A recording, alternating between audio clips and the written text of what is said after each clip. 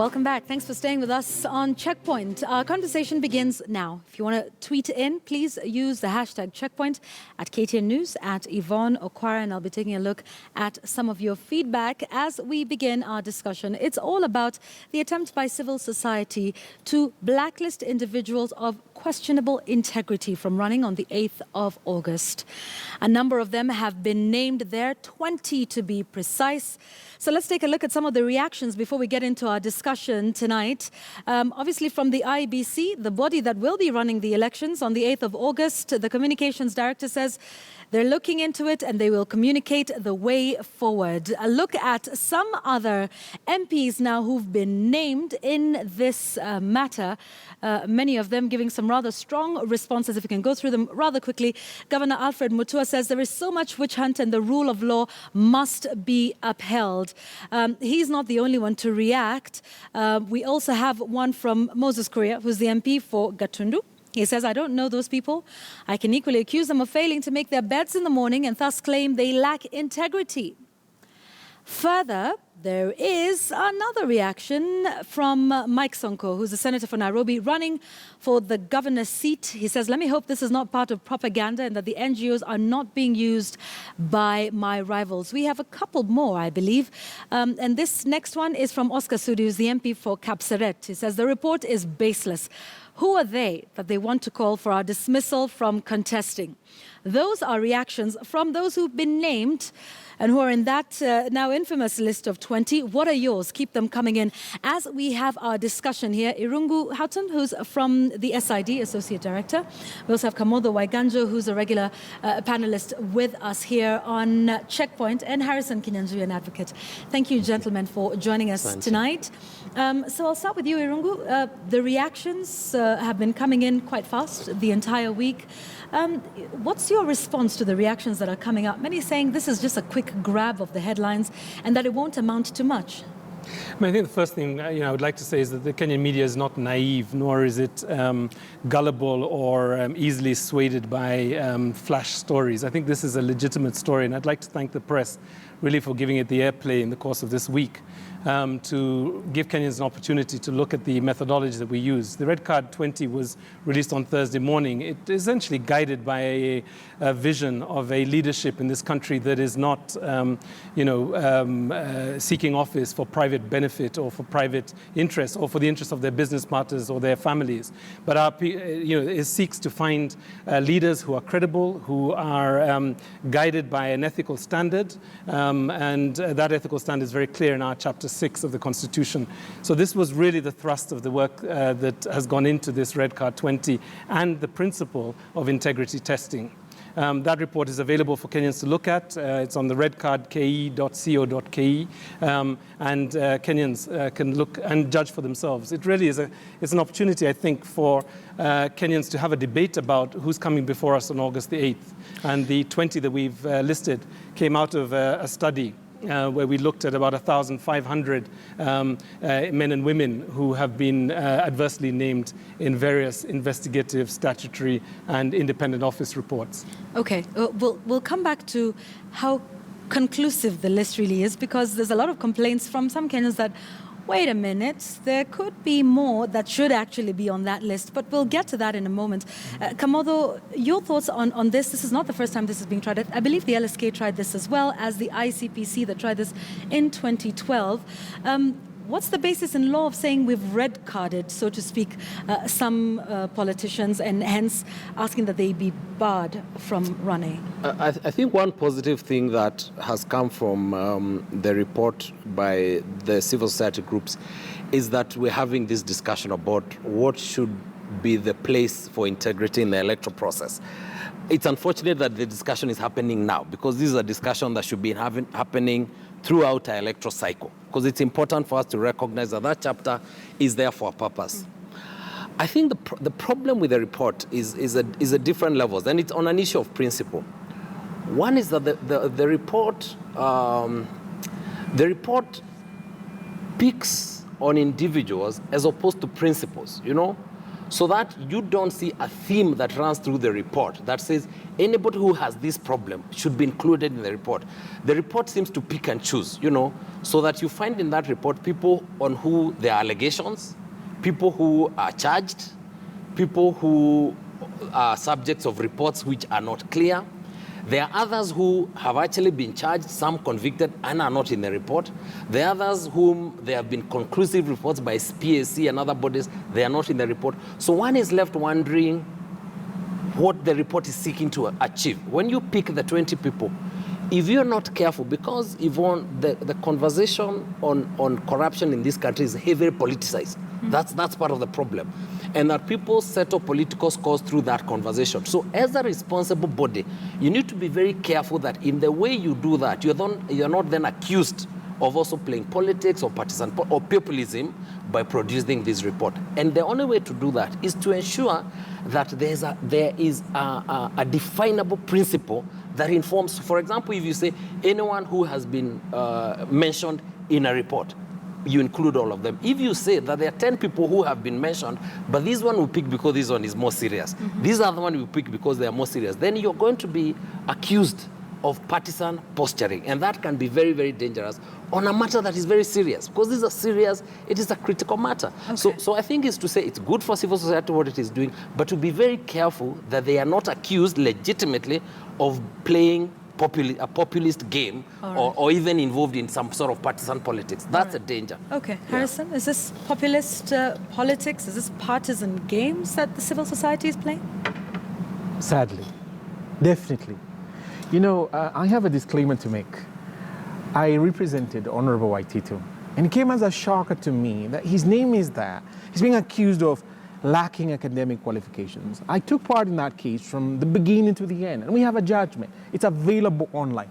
I don't know if they ever had a look at that.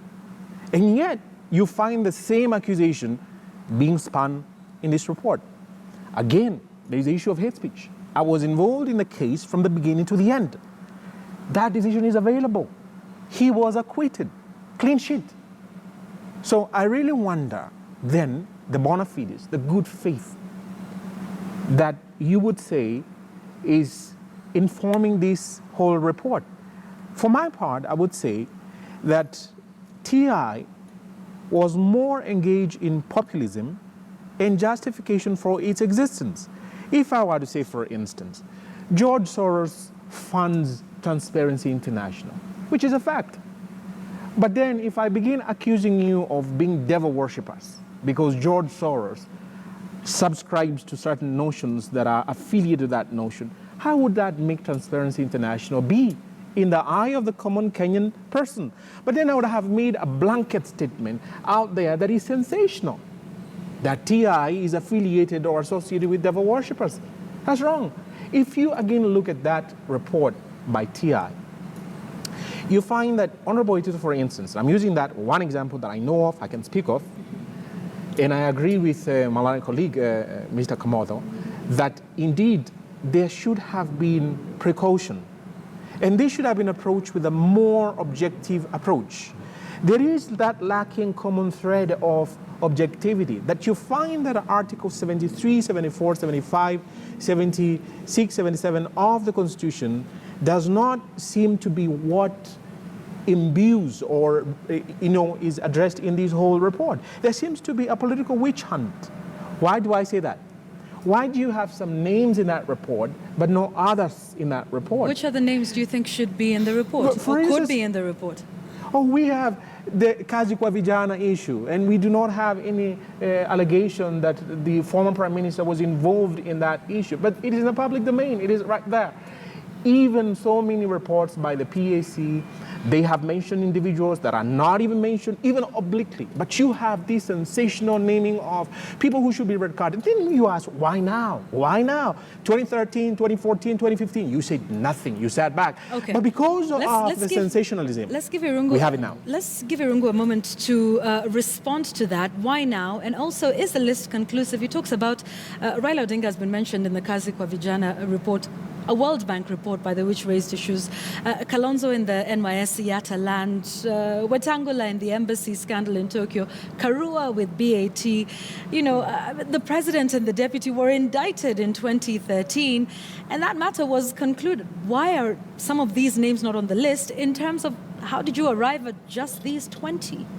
So I think, first of all, let me just say that, I would have been very much happier if there'd only been 3 or 4 people on this list, So there is no interest in the 4 organizations that pull this list together to have a large number of people on the list. In fact, I think it is unhealthy for the country to have at this stage, as we go into an election process, a number of people who are on this list. So that's the first point. The second one, I think, Harrison, I think has a conflict of interest, obviously, in this conversation because he has a client who is on this list. I would like to keep the conversation really to the level of the principle of this conversation. And I think that's where Kamodo is taking us. The principle is a very simple principle. We Kenyans went and voted for a constitution. We established a section in the constitution called Chapter 6. That Chapter 6 was essentially a call for the standard, the threshold of leadership to go beyond a criminal standard. We already had criminal standards. We have a penal code. We have, and the 2 lawyers here are much more familiar with that than I am. But we had said that this would essentially take us into the new Kenya that we wanted. Hence, we created the ethical threshold. Now, I think what I worry about is that in a moment like this, we tend to deflect the argument about the ethical threshold and the principle that we have created, which is, should we really vote leaders? I mean, I think between the 3 of us, we can probably agree. 1, corruption has been rampant. It is probably more popular than the betting industry in this country. The second thing we can probably agree on is that leadership has repeatedly failed us as a country. The third one is we have a constitution, and the constitution establishes an ethical threshold. So the question really is, for me, is, if we come back to the partial list conversation, let me just share the methodology so it's clear to Kenyans. And again, it's available for people to look at. The first thing we did was we looked at essentially the last 5 years because we wanted to give a limited focus. We could have gone back to 1963. We could have even indicted the colonial governors, but we went back just 5 years. So that explains probably why some of the people you're proposing are not on this list. The second thing we did is we looked at essentially existing statutory, parliamentary, and legislative bodies, investigating agencies that have been given their mandate by the Constitution to do their work. And this is the Ethics and Anti-Corruption Commission, and this is the IEBC. And what we did is we looked at these reports, and we basically looked at 3 things. One is, have you been adversely mentioned in one of these important institutions' reports? And a number of them, the ones that we have here, are either EACC have been mentioned in those reports, or the Auditor General's reports, or the parliamentary accounts, and they have not cleared themselves. Okay. The second thing we did was we looked at the extent to which they have been convicted, they have been prosecuted in a court of law, and that court case has not been concluded. The third thing we did is we looked at those who have been convicted and are still on appeal, and I think, to push us back to the criminal standard, which has been part of the discussion this week, is to forget why we set up the Constitution in the first place. And secondly, also, is to do something that I think is fairly nonsensical, but perhaps in the context of the last 5 years, really tragic, which is, in a context of runaway corruption, do we really want to go back to a standard that we abandoned 5 years ago? All right, so let's have this conversation then wider about Chapter 6. What does it say about voters? Because a number of those that you have mentioned have been overwhelmingly voted for in the party primaries and are now set for the second round, which is the general election on the 8th of August. I think on previous occasions in 2013, even the EACC said, you know what, let it be up to the voters to decide. So if the voters have decided, who then are the civil society to come in and say, it's the very same people that passed the Constitution in 2010 and said they wanted Chapter 6. Kamodo, let's talk about Chapter 6 and whether it is enforceable in the manner in which it is drafted, and whether, let's take a look at the law versus what the voters want. So if the law says Kamodo is not fit for office, but hundreds of thousands of Kenyans say, we believe Kamodo is fit, to serve in capacity X, Y, or Z. Where is that balance? I think first, even before I go there, Yvonne, let me just, for Irongo's sake and the institutions, I don't think that many of us are saying apply the criminal standard. We're saying if you apply a standard, apply it across the board. You see, you cannot have one standard and apply it only to certain people. If you say it's anyone who's been mentioned in the Auditor General's report, please include everybody. You can't pick a few, because then you're going to be accused of posturing. So that is what is important. You cannot argue that you're talking about integrity on the basis of reports, but you leave out some. There are governors who have been taken to court, and they're not in that report. But there are people who are being investigated, and they're in the report. You know what I mean? So that is a problem. Number two, you know, civil society also cannot have higher standards than the Constitution. You know, the Constitution gives protections. You know, the Constitution requires that before you can be removed, you can be stopped from going to office, you've been taken through a process. That process has been concluded. That protection is there because it recognizes that there can be witch hunt. Now, but if the civil society... does that then tally with Chapter 6? Because Chapter 6 is basically about ethics, and now we're talking about a criminal standard. And that is why I was coming to the third question. Right. If you read Chapter 6, there's a very interesting distinction that it makes that sometimes we refuse to see. It says selection for public office on the basis of integrity, and then it says or election on the basis of free and fair elections. Now, that is not to say that integrity doesn't matter for elections, but it seems to say that when it comes to the question of elections, you need then to go to the chapter on elections and ask on what basis do you stop someone from offering themselves for office on the basis of integrity. And it says for you to do that, there are processes. Those processes exist in the Constitution to protect individuals, and they must be respected. If you don't do that, what we will do is we will start a process of the patches of integrity. Because I'll go to the PSC. It's true. I can be able to get you today on the PSC report if I do not want you to stand. You saw the charade in the Senate the other day, where two senators who are standing in particular counties were pushing for their competitors to be stopped through the PSC report of the Senate. So you need to be very, very careful about how this process is managed. So what we are saying to civil society, it's an important discussion. We must not do away with integrity. But if we're going to do it, please let us be consistent and let us recognize and respect the constitutional provisions. All right, Harrison, he's mentioned an interesting thing about civil society having two separate standards. I'd like your comment to that. I agree. And I think, and this goes back to what I was saying a little bit earlier, in my view, civil society has come to a point, a need has arisen, in my view, I could be wrong, for them to justify themselves financially to their benefactors. And by that I mean their foreign benefactors, because and I don't want to be personal in this instance. I did take the opportunity to look at the funders of Transparency International. You find DFID. You find... to be fair, though, he works for SID. No, I will hold brief for it. Okay, all right, fine, okay, all right. So Harrison seems to think it's important to and go even government is funded by DFID. Even government is funded by DFID. Okay, yes, thank you. My saying so was to justify my expression that they have come to a point to need to justify the funding. And so you have a sensational report. But answering your issue and the issue of the threshold that is required, you find that many people even forget to read Chapter 6 carefully. Article 75 makes a clear distinction between the process that you would have to test integrity of a public servant and say that of an elective post, because you have a disciplinary mechanism. Okay, so allow me to interject there for a moment, because we're talking about public service and an electable position. So what are your thoughts on then what Chapter 6 should be saying as far as those who are in an electable position? Because Kenyans are also, in as much as a lot of these things are being said, Kenyans are frustrated by graft. And some Kenyans look at some of the leaders that are presented to them and say, but how could this happen? So where do we go in terms of Chapter 6? Do we need to redraft it to make it, more enforceable? And ultimately, who is that decides who has integrity to lead or not? Is it the EACC? Is it the IBC? Is it the voter? If we're saying it's the voter, then shall we just do away with Chapter 6? Not exactly. But let me answer your question by saying, if you read Article 79 and Article 80 of the Constitution, they elaborate.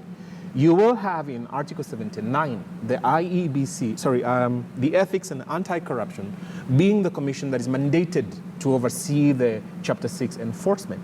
And if you read Article 80 of the Constitution, it says that you will have a law that then prescribes the processes of the integrity in the leadership chapter and the scrutiny thereof. Now, if you go to the Leadership and Integrity Act, Section 4 says that this mandate will be vested in the IEBC, or else it can then be divested of it through a gazettement. Now, we haven't seen any gazette notice giving TI or any other entity that mandate. So the immediate question that this report generates is, who are you in law? Who are you in Chapter 6? Who are you in Kenya to ask such a question? Let's have so that's civil response. society. Yeah. But let me finish. Let me finish by saying this. We have a very unhappy situation in our political platform because you have these incentives that are so huge that attract people to crime and criminal conduct. Even they feel that, well, if I bribe my way through this position, I will have the resources that are actually, if you critically look at that, achieved through corruption. So in essence, our society has created this political platform for everybody to aspire to, regardless of the processes that lead to that aspiration. Okay. So that then, once someone gets there, they want to, as it were, get back the money they use. And we had someone say that they used 29 million. Okay, and they have to get it back. And they have to get it back. Okay, and some say that even drives the corruption, like getting fake papers. I mean, and these are the discussions that permeate our political space. So I have a solution before he answers. I have a solution. Right, okay. The solution is this. All right. We should detonate that time bomb that we had. We should have the Salaries and Remuneration Commission come and say that, look, if you want to be a member for National Assembly, you will earn no more than 250,000. But yet, it falls to the same members of National Assembly to be able to adopt that report. And we've seen attempts that have happened by the SRC. Who are you in law, is what Harrison is asking. Are you able to gazette this report? That conversation, I think, was resolved back in 2010. If anybody has read the Constitution, Article 1, we'll talk about the supremacy of the people. We are only exercising, essentially, the right to petition our government and the different agencies to hear our views. That's simply all. I don't think it should be criminalized. I don't think it should be undermined. I think it's clearly part of the democracy that we all believe in, unless we are anti-constitutionalists in its nature. I mean, I think the second point really is, the attempt to craft this as essentially a CSO or an NGO conversation is probably missing the point. I mean, the Catholic Conference of Bishops about a month ago released a very powerful pastoral letter that went across 47 counties, and they said that it was extremely important that integrity testing was done not just by the people, but even by the IEBC, and they've actually made this very explicit. We've seen the response from the IEBC themselves this week in the context of the Senate. We have seen senators, and I don't like to rubbish any of the institutions that we've got. We may have problems with individuals, but I think once we begin to rubbish the Senate, the PIC, the PAC, the IEBC, and the AACC, then I think essentially we're heading towards a very dark space that really has no. But is your report an indictment on all of these bodies and institutions that are supposed to be the gatekeepers of that? Is it a failure of EACC to, ensure that people who've been named, investigations are done, files taken to court? Is that sort of the symptom?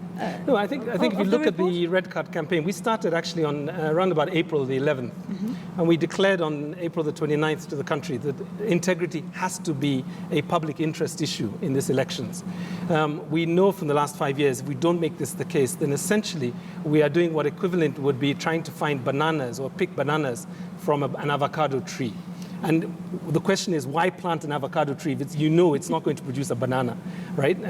So this is the time for this. We then wrote a memorandum to the political parties, and we said, please do not clear anybody that has dubious or falls short of the ethical standard.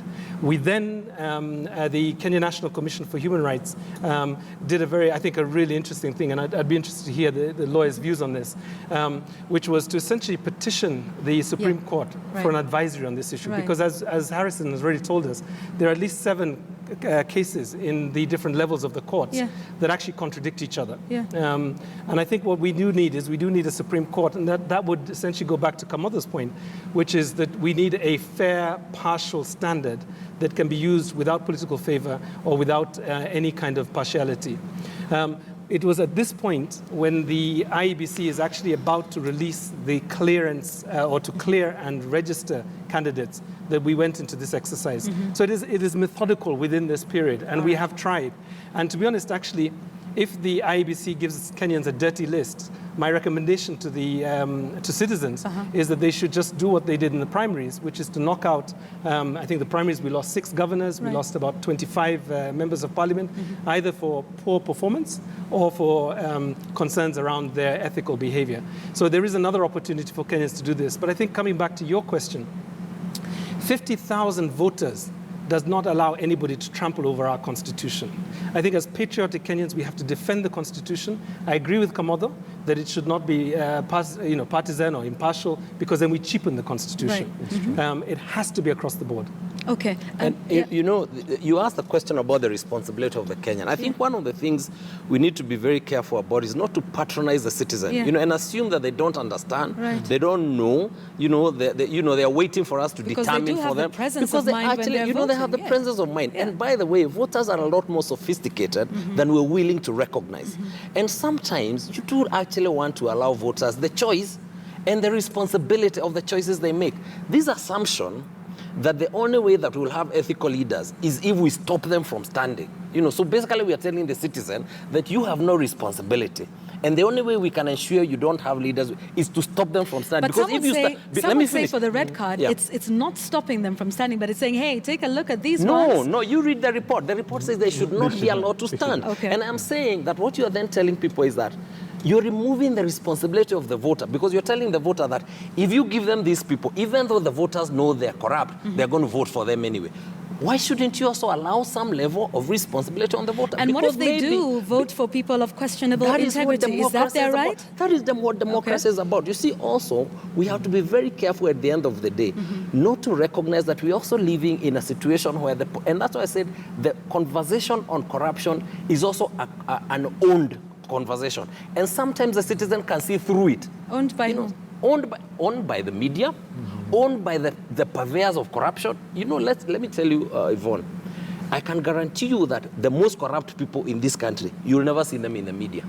That's true. You will never see their stories. That's true. In every 1 year, no other than the Principal Secretary for Treasury has told us that a third of the budget is lost. That's about 300 million. At any one time, if you ever check the numbers that we're investigating at any one time of corruption, it's about 50 billion shillings, which means 200 billion plus is never mentioned. So sometimes I think that sometimes the drama and the noise around these people, these 3 people, is actually to cover for the many others. That's true. That is our reality. And I think the responsibility of civil society is not to fall into that conversation, but to be the ones who stand back and say, wait a minute, what we see in the media every day is probably not the story. The story is different, and here are the facts. If civil society falls into the same trap of continuing the same conversation, which is about a populist campaign, then you are going to be accused of what Irongo has said of cheapening a very, very critical discourse. So all I'm saying, if we're going to do it, and unlike Harrison, I agree civil society has a legitimate right to push this issue. I'm a bit concerned when they are conclusive, and when they say the next 20 are corrupt, the next 20 are corrupt. I think that's a bit dangerous. But please follow principles. If you don't follow principles, you join the rest of politicians who use this argument to crucify their competitors. All right, Harrison, your final thoughts, even as Kamoda says, look, you know what? Civil society has every right to speak about this issue.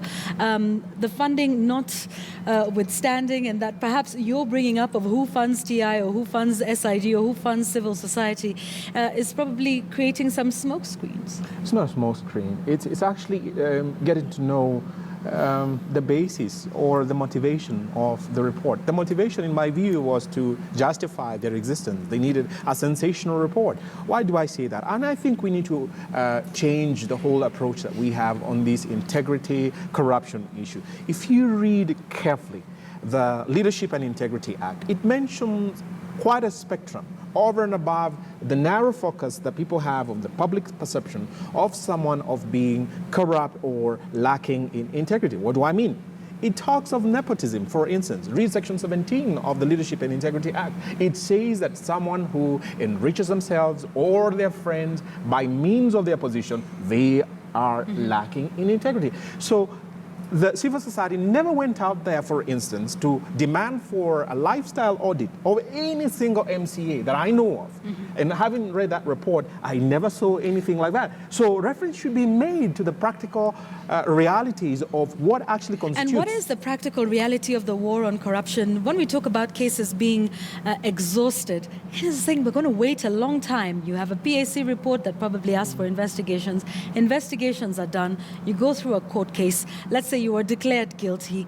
You start to appeal the process. It goes to the Court of Appeal. After that, you probably have the right to go to the Supreme Court and ask for interpretation of that matter. That could take decades. In the meantime, somebody would be sitting in office, would have run their 2 terms, if it's governor or president, and, you know, would have retired happily, at which point that whole process would be pointless.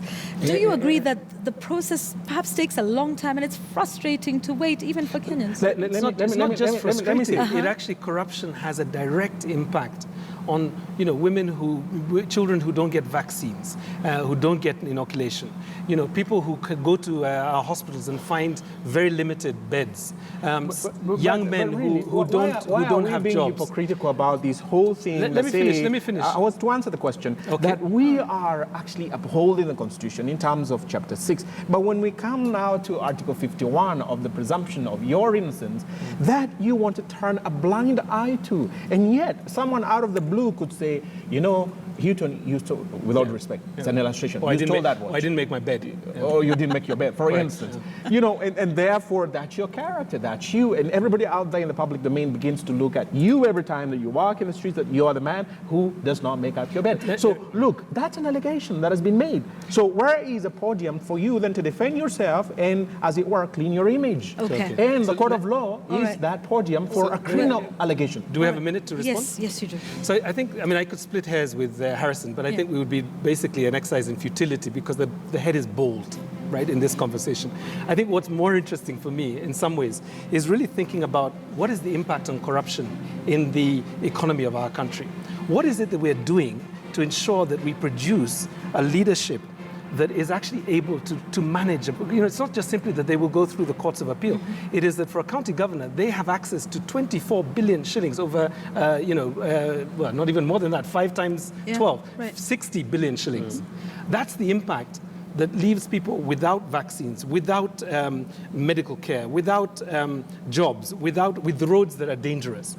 I think that's what we need to look at. And there's a seriousness to this conversation that cannot allow us to simply remain at the level of the criminal standard. Okay. But there has to be an ethical standard. The rule of law, the principle Again, of the rule of we law. would split hairs, but it's a We bold would have head. to leave it at that and let our viewers decide. Thank you very much, Harrison Kinyanjui, Kamodo Waiganja, and Irungu Houghton. So, criminal standard versus ethical standard. What's it going to be for you? Will this be an issue that you will be thinking about? If it's not done anything else but to just bring back this conversation of integrity and accountability amongst our leaders and the responsibility that not only the citizens but all of the institutions that are mandated and paid for by the taxpayers' money in this issue. So what's it going to be for you? What are your thoughts on this conversation so far? The hashtag is Checkpoint. I'll be taking a look at your views as we carry on with the show tonight. We're taking a quick break. We will be right back.